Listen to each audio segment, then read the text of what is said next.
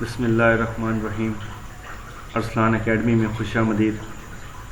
عزیز طلباء و طلبات، آج میں آپ سب کے لیے ایم.اے اردو اقبالیات کے پرچہ نمبر 3 کے افسانوی نثر کے ایک موضوع منشی پریم چند کی حالات زندگی سے لے کر افسانوی دور تک اہم معلومات لے کر آیا ہوں۔ تو چلیں ویڈیو شروع کرتے ہیں۔ منشی پریم چند، ان کی حالات زندگی۔ منشی پریم چند کا اصل نام دھنپت رائے تھا۔ 1881 کو بنارس کے ایک گاؤں پانڈے پورہ میں پیدا ہوئے۔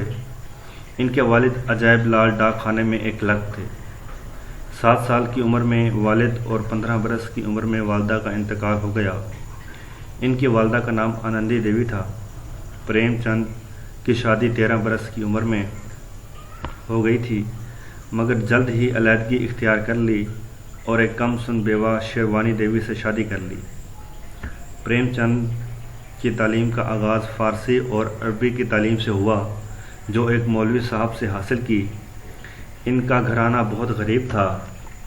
بمشکل سے میٹرک کا امتحان پاس کیا اور 1899 میں سکول ٹیچر لگ گئے۔ انہوں نے پرائیویٹ طور پر ایف.اے اور بی.اے بھی کیا اور ترقی پا کر ڈپٹی انسپکٹر لگ گئے۔ اکتوبر 1936 کو بنارس میں انتقال کر گئے۔ پریم چند کے افسانہ نگاری۔ ان کی افسانوی مجموعے کو 4 حصوں میں تقسیم کیا گیا ہے۔ ان کا پہلا دور 1909 تک ابتدائی کوشش ہے۔ پہلے دور میں رومانوی تصورات ہیں۔ دوسرا دور 1909 سے لے کر 1920 تک ہے، جو تاریخی اور اصلاحی افسانوں پر مشتمل ہے۔ ان کا تیسرا دور 1920 سے لے کر 1932 تک اصلاحی اور سیاسی طور پر مشتمل ہے۔ چوتھا دور 1932 سے لے کر 1936 تک ہے۔ ان کے افسانوں کا تعارف۔ ان کا پہلا افسانوی مجموعہ سوز وطن 1908 پر منظر عام پر آیا۔ اس میں حب الوطنی کا جذبہ ہے۔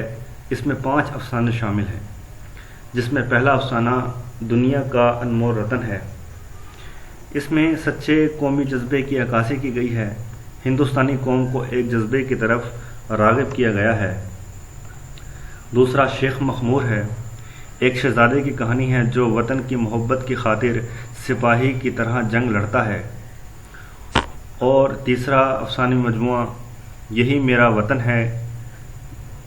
یہ ایک ایسے ہندوستانی کی کہانی ہے جو 30 برس کی عمر میں ملک کو خیر آباد کہتا ہے، مگر جب وطن کی یاد آتی ہے تو 60 سال کی عمر میں واپس آتا ہے۔